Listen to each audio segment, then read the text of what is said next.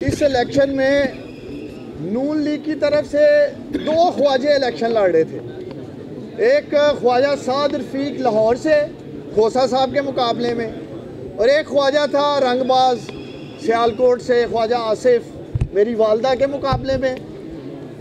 ख्वाजा साद रफीक ने तो ग्रेस का मुजाहरा किया, मर्दानगी का मुजाहरा किया ख्वाजा साद रफीक ने, और उसने शिकस्त कबूल की कि जी मैं इलेक्शन हार चुका हूँ। लेकिन नून लीग का दूसरा ख्वाजा रंगबाज सियालकोट वाला, जिसने हमेशा बेशर्मी का मुजाहरा किया है, और मैं समझता हूँ इस दफ़ा ख्वाजा आसिफ ने बेशर्मी का नहीं बगैरती का भी मुजाहरा किया है, इसलिए कि सियालकोट के 5.5 लाख वोटर्स के हक पे इन्होंने डाका डाला है।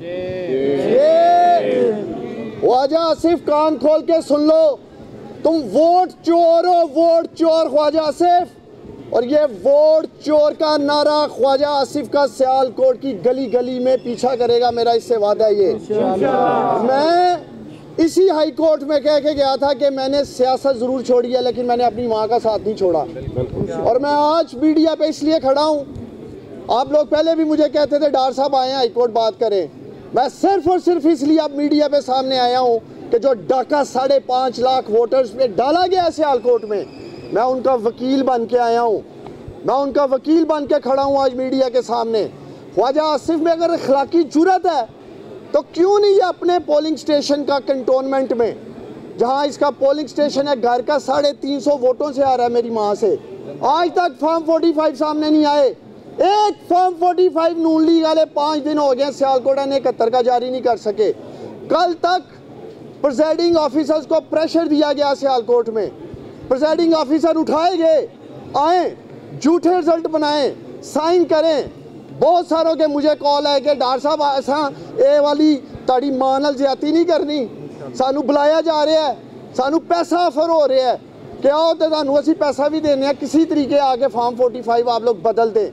अब ये 2018 नहीं है ख्वाजा आसिफ, जहाँ एक टेलीफोन कॉल हुई इलेक्शन लूट के तुम चले गए, आहर तक जाएंगे।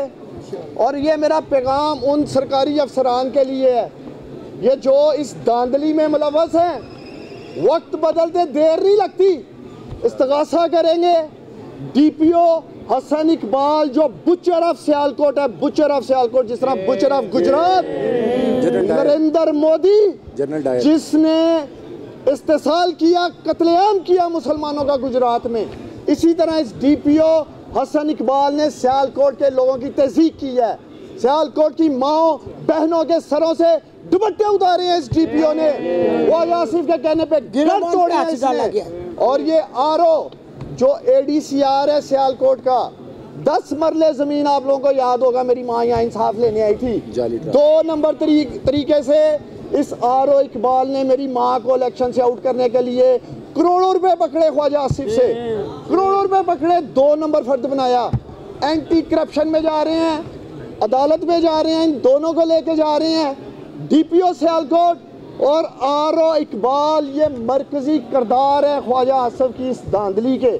और आखिर में मैं यही कहूँगा पाकिस्तानी कौम को, जिस हल्के में जिस उम्मीदवार ने डाका डाला है, जो सरकारी अफसर इस धांधली में मुलव्वस है, इनका सोशल बाइकाट करें, इनको शादियों में दावत ना दें, इनको किसी जगह भी दावत ना दें, इनकी फैमिलीज को रियलाइज कराएं कि इन्होंने जो क्रिमिनलिटी की है, ये लोग कौमी मुजरम है। ख्वाजा आसिफ कौमी मुजरम तो था ही, अब ये सियालकोट के लोगों का मुजरम है, इसलिए आखिरी हद तक जाएंगे, पूरी कानूनी जंग लड़ेंगे। मैं शुक्रगुजार हूँ ईसीपी का, सिकंदर सुल्तान राजा साहब का, कि मेरी माँ को इंसाफ देने के लिए आज उन्होंने फैसला होल्ड किया, स्टे दिया। लेकिन चीफ इलेक्शन कमिश्नर साहब सिकंदर सुल्तान राय साहब, अभी बात यहाँ ख़त्म नहीं होगी। 2021 में मैं मीडिया को याद दिलाना चाहता हूँ, 10 का इलेक्शन धुंधो पड़ गई जी।